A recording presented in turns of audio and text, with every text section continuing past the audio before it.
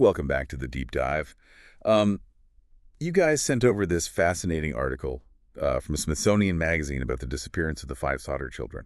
This case is absolutely heartbreaking, but also, perplexing.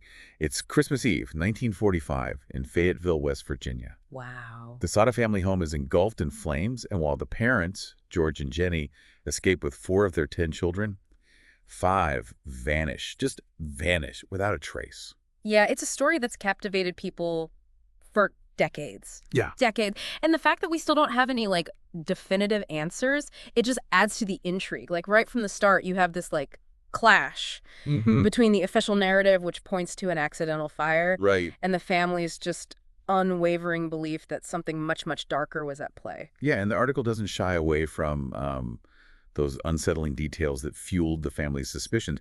Even before the fire, there were these almost ominous occurrences, a man predicting the fire, another with a strange connection to Mussolini making threats, even someone watching the children from a parked car.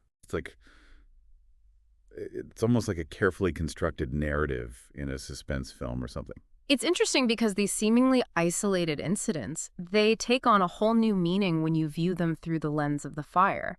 Makes you wonder if they were just coincidences or part of a larger, more sinister plan. Could there be a connection between the man who predicted the fire and the one watching the children? Like, what were their motives? Right. It's very, very strange. And then there's that phone call Jenny received on Christmas Eve.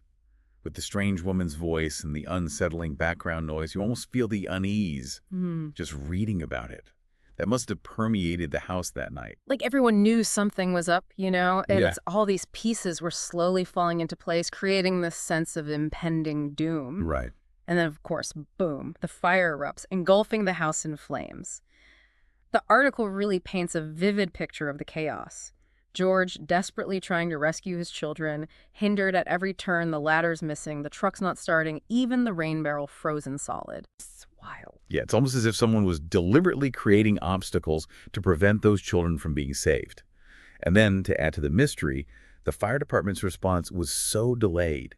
It really just deepened the family's suspicions, like something wasn't right. The delayed response is definitely a crucial detail, raises questions about whether a faster response could have made a difference, and if the delay was intentional or just a tragic oversight. Ugh, it's hard to imagine. Tough.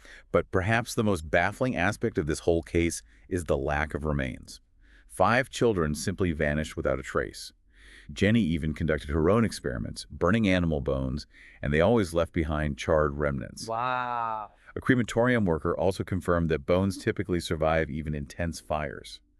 Yet the Sodder home burned for only 45 minutes, and there were no skeletal remains, only a few bone fragments later found during an excavation. That's where the Smithsonian report becomes particularly interesting. They analyzed the bone fragments, and they concluded they likely belonged to someone older than the missing children.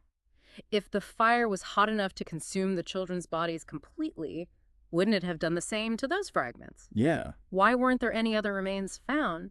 It just challenges the official narrative about the intensity and duration of the fire. Totally. It definitely raises more questions than it answers. So we have these strange occurrences leading up to the fire. We had the fire itself with all unusual details. And then the complete disappearance of the children. It almost feels like someone meticulously planned this whole event. And we haven't even touched on the eyewitness accounts, the various theories the family explored, or that mysterious photograph Jenny received years later. There's so much more to unpack here. You're right. There are so many twists and turns in this story, and the article mentions several eyewitness accounts that muddy the waters even further. One woman claimed to have seen the children peering from a passing car. As the house burned, another said she served them breakfast the next morning at a tourist stop. Wow.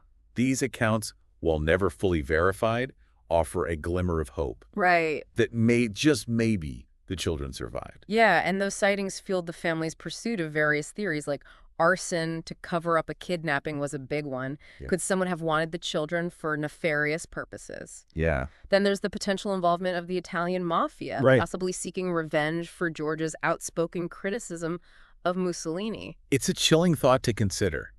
Did George's political beliefs inadvertently put his family in danger? It adds this whole other layer of complexity to the case. It certainly does. The Sodder family wasn't passive in all of this. They actively chased down Lees, even hired private investigators, but they were met with frustration at every turn. It seemed like the authorities were reluctant to fully investigate their claims, Right. dismissing them as grief-driven delusions. It must have been incredibly disheartening for them to face such resistance when all they wanted was the truth. I can't imagine the anguish they must have felt, being told their suspicions were unfounded, Right. while they deeply believed something terrible had happened. It's like they were caught in this impossible situation, battling not only their own grief, but also the skepticism of those who were supposed to help them. Absolutely. And that brings us to the 1949 excavation, driven by a desperate need for answers. Right. The family hired a pathologist to examine the site of the fire. They were hoping to find something, anything that would shed light on the fate of their missing children. And they did find something, Right. a handful of vertebrae fragments. Initially, it seemed like a major breakthrough, Yeah, but the Smithsonian report, which you mentioned earlier, right. added another layer of confusion. Exactly. The report suggested those fragments belonged to someone older than the missing children. And the fact that those fragments survived while other remains didn't adds another layer of inconsistency Yeah. to the fire's narrative. Were the fragments planted? Was there a misidentification? It's hard to say for sure. It's almost like every time the family got a sliver of hope, another obstacle arose, pushing them further away from the truth. But they never gave up. Huh. Years later, Jenny received a mysterious photograph in the mail. The photo purportedly of their son Louis as a young man must have rekindled a mix of hope and fear. Yeah. On the back, a handwritten note read, "Louis Sodder, I love brother Frankie little boys, A90132 or 35. Wow. It's like a cryptic message from a ghost. It's both heartbreaking and hopeful at the same time to think that maybe Louis was out there alive. Right? But for some reason, unable to contact his family directly, the family hired a private investigator to follow this new lead. Oh, wow. But he too disappeared, leaving them with another dead end. It's just tragedy piled upon tragedy. And it speaks to the profound impact this event had on the entire family. George, consumed by the need to find answers, searched tirelessly until his death in 1969. Jenny, haunted by the loss, withdrew from the world. Right. Her black attire, a constant reminder of her grief. And the surviving children have carried on the search. Yeah. Determined to uncover the truth about their missing siblings. Sylvia, the youngest who escaped the fire, never wavered in her belief that they were out there somewhere. And her daughter, Jenny Henthorne, continues that fight today. It's a testament to the strength of their family bond that even after all these years, they haven't given up hope. But it also makes you wonder what really happened that night.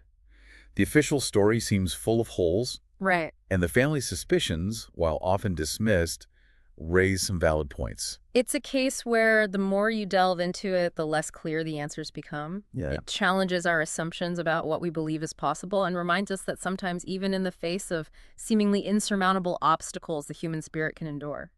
Yeah, it really is a case that stays with you. And like you mentioned earlier, the fire itself and all the strange details surrounding it, the missing ladder, the trucks that wouldn't start, the cut phone lines. I mean, if it was arson, as the Sodder family believed, it seems like it was incredibly well planned. Absolutely. And the events leading up to the fire add another layer to that. Like, was the man predicting the fire simply an observant passerby, or did he know something was going to happen? And what about the insurance salesman with the alleged connection to Mussolini? Was his threat just an idle one, or was there more to it? Right, right. And if it was planned, what was the motive? Was it simply to kidnap the children, or was something else at play? I mean, perhaps someone wanted to silence George because of his outspoken views. The fact that he openly criticized Mussolini during a time when tensions were high, it adds a whole new dimension to the story. It makes you wonder if there were forces at play that went beyond a simple kidnapping. The possibility of political motivations is definitely something that can't be ignored. Right. But then there's the question of the missing remains. If they were taken from the house before the fire, wouldn't someone have noticed?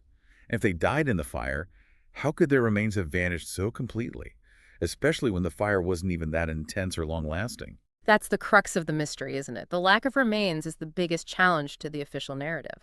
And even the fragments that were found years later raise more questions than answers.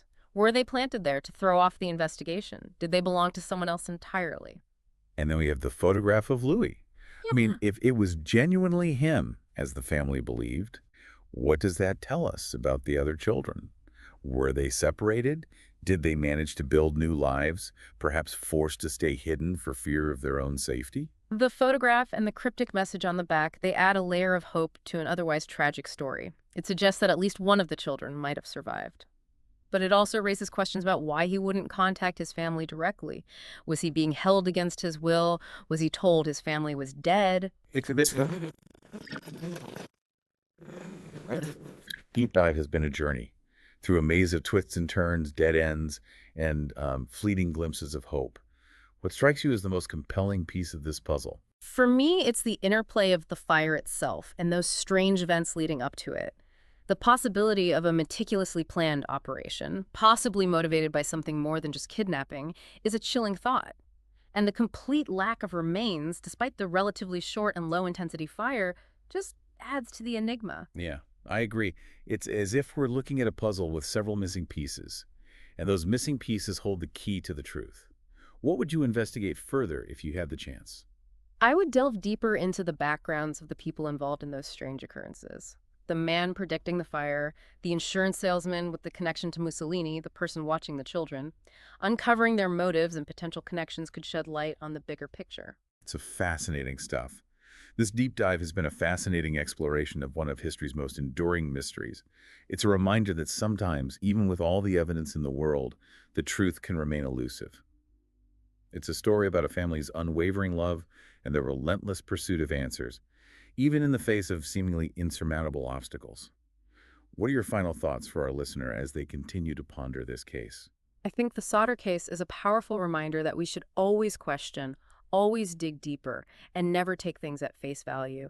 And as we continue to grapple with the unknowns, it's important to remember the human cost of this tragedy, the pain, the loss, and the enduring hope of a family forever changed by a night shrouded in mystery. Absolutely.